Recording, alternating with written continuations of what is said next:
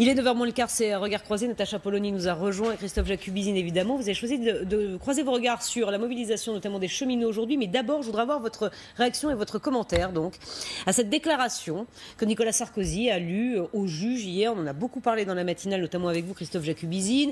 Il explique que depuis le 11 mars 2011, je vis l'enfer de cette calomnie, je suis accusé sans preuve. Bref, il démonte point par point toutes les accusations qui pèsent contre lui. Donc cette déclaration qui a filtré dans la presse ce matin. Je voudrais avoir un commentaire. Je vais peut-être commencer. Bon, alors allez-y, Christophe ou Natacha, écoutez, ce matin sur ce sujet. Je pense que, tout cela est parfaitement compréhensible. Nicolas Sarkozy commence à organiser la contre-attaque et il l'organise de façon à convaincre les Français autant que les juges. Il politise l'affaire. Il explique que ça lui a coûté quasiment sa carrière politique après sa présidence. C'est-à-dire qu'il aurait perdu en 2012 à cause de cela. Il aurait perdu la primaire à cause de cela. Bref, il est une victime. C'est d'ailleurs assez amusant de le voir répondre à Ségolène Royal qui ressurgit en disant « j'ai perdu en 2007 à cause de ça ». Enfin, tout ça à bon dos. Puisque, pardon, mais la défaite de Nicolas Sarkozy en 2012 n'est absolument pas due à ses affaires, même si l'image qu'il avait à jouer, mais elle est due aussi à sa politique et certainement plus à ça. Mais simplement, on comprend très bien le combat. Il essaye d'abord de rappeler que il est vrai que dans cette affaire, les témoins qui l'accusent ne sont pas non plus des premiers prix de vertu. Donc, c'est une façon de rappeler que tout cela est sujet à caution. Très bien.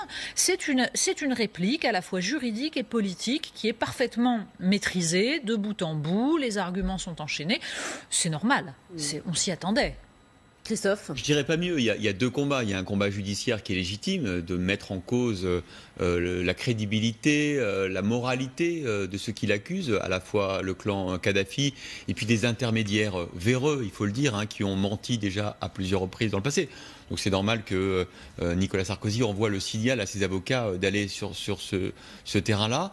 Et puis il y a effectivement la dimension politique qui est un peu étonnante parce que cette lettre, il la lit devant les juges.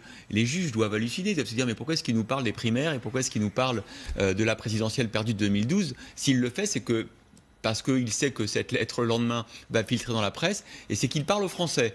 Et j'ai envie de dire qu'il n'est jamais meilleur, Nicolas Sarkozy, que quand il est blessé, et il ne lâchera jamais. Et donc ceux qui pouvaient penser, par exemple hier dans son camp, qu'on en était enfin débarrassé de Nicolas Sarkozy, j'ai envie de leur dire, malheureusement, avec cette affaire, au contraire, il va faire plus que jamais de la politique, et on n'a pas fini de l'entendre, parce que cette affaire va durer des années, comme vous le savez, et que le signal qu'il envoie là, ce désir de revanche.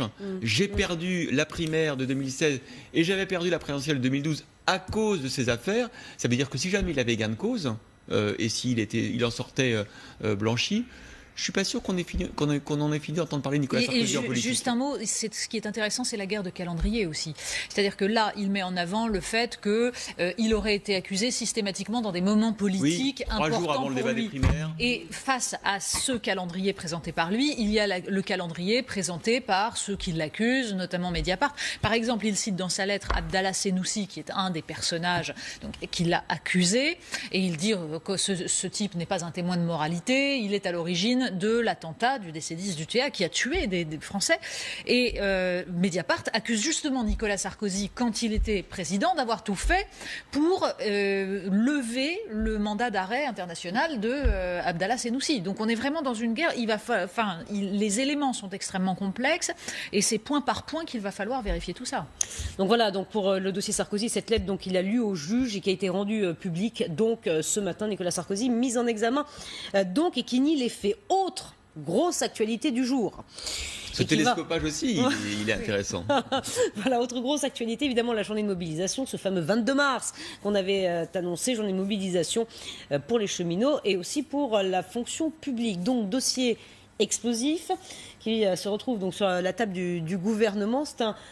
Les cheminots, c'est un dossier qui peut exploser peut-être au visage du gouvernement. En tout cas, c'est l'une des pierres angulaires du quinquennat d'Emmanuel Macron. Emmanuel Macron veut mettre fin à ce statut des cheminots, qui est l'un des derniers statuts un peu à part dans notre pays, pour des raisons politiques et idéologiques. Pas vraiment pour des raisons économiques, parce que ça va prendre des années, puisqu'ils garantissent ce statut à ceux qui l'ont aujourd'hui. Donc, des responsables de la SNCF ont expliqué qu'en termes d'économie, c'est infinitésimal et qu'il faudra attendre 10-15 ans pour que vraiment les coûts d'exploitation de la SNCF commencent à baisser grâce à la souplesse qu'apportera le recrutement de salariés en contrat à durée indéterminée. En revanche, pour Macron, j'ai envie de dire, Alain Juppé l'avait rêvé en 1995, cette réforme des cheminots. Oui. Emmanuel Macron va peut-être le réaliser. C'est marrant ce passage de relais quelque part, très politique, très idéologique, entre Alain Juppé et 23 ans plus tard Emmanuel Macron. On sait qu'Alain Juppé a beaucoup de sympathie pour Emmanuel Macron. Eh bien, Emmanuel Macron va peut-être faire ce que Alain Juppé n'avait pas réussi à faire à 23 ans. C'est justement, pardon Christophe, la référence à décembre 95 est essentielle. Pourquoi ? Parce que en décembre 95, en effet, Alain Juppé ne parvient pas à imposer la révision de ce statut. C'est sur les retraites, mais c'est sur les retraites, les régimes spéciaux, mais c'est pareil, on parle de la même chose. Simplement, on est dans le symbole. Et en fait, même si en apparence, Alain Juppé a perdu, en fait, c'est le dernier mouvement social qui peut encore prétendre ou croire sauver ce qui fait la spécificité du modèle social. Pourquoi ? Parce qu'on est en 95, 3 ans après Maastricht, et qu'en fait, ce que n'ont pas encore compris les Français en 95, c'est que l'acceptation de l'acte unique en 86, l'acceptation de Maastricht en 92 font que de toute façon, c'est le libre-échange et la libre circulation des hommes, des capitaux qui vont s'imposer partout et que ça implique une adaptation du marché du travail, une dérégulation de tous les services publics, c'est la logique. Or, il croit encore qu'on peut, dans un monde ouvert, dans un monde où on dérégule totalement, maintenir un modèle social. Aujourd'hui, je pense que les Français ont compris qu'hélas, eh bien, il faut être cohérent. Le drame, c'est que quand ils ont voté contre ce modèle-là en 2005, eh bien, on s'est assis dessus.